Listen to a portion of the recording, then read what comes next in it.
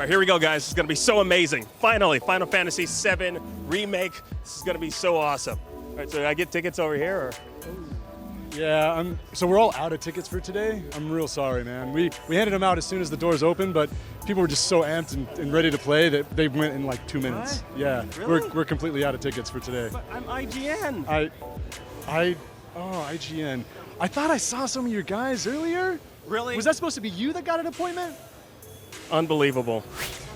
All right, guys, so I am here very angry and very upset that I wasn't able to get to check out Final Fantasy VII Remake, but of course I'm here with Matt. Matt, you got to check it out. I did, yes, and it is something very special. Okay, first impressions, what'd you think? Yeah, it's more than just a remake. It's not just the same game with new graphics. It is a complete reimagining of what we know Final Fantasy VII is, and I think that's what I want out of this game. I don't want to just play the same game I played when I was 11 years old back in 1997. I want to play something more impressive, and that's what I think we're getting. And you know it's going to be a lot more dramatic this time around, now, especially with the graphics that we have. Yeah. I mean, the opening cinematic is much more cinematic than it was before. You've got the train coming in, it's slamming on the brakes. You're seeing Cloud with all the wind in his hair. Like, it's a really beautiful game. Like that, and that's the thing you can always say a Final Fantasy is going to be beautiful. So the first game is going to be a series of games that make up a remake of Final Fantasy VII. The first game is on 2 Blu-ray discs, and it takes place inside Midgar, which is the first city in the game. Now, that would have taken you about 6 to 7 hours to do in the original game. They're saying that this is the size of a normal Final Fantasy game. Well, a normal Final Fantasy game could be anywhere between like 60 and 120 hours. So I have no idea what's going to be in this, but it's big. So you got to play it. Now, just describe what it was like the fighting mechanics, because it's definitely different from what we're used to from the original, which was more turn-based.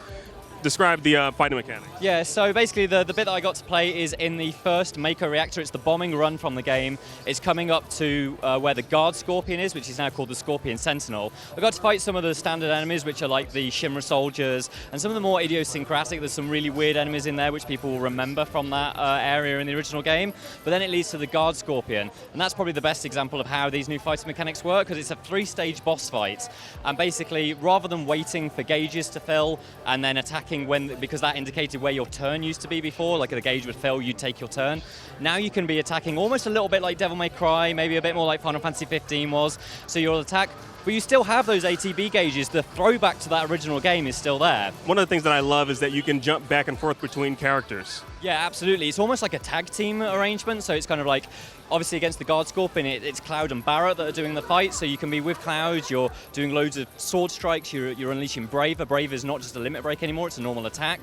Cross Slash is the limit break, and then when you decide like, oh wait, I need to be a bit further back, I need to put Cloud out of action to heal him up, switch over to Barret. Barret pulls out the gun arm. And bear in mind that like, these characters are attacking without you having to tell them. Like, you're not constantly babysitting everyone, but you can, when you're playing as Cloud, you can shout an instruction over to Barret and he'll do it through the tactical menu. It's a really, really solid system. Just for our audience, when is it coming out? It's coming out in March next year, March 3rd, 2020. Thank you very much, Matt, and thank you guys for watching IGN Access. Of course, for more on what's happening here at E3 2019, keep it locked right here on IGN.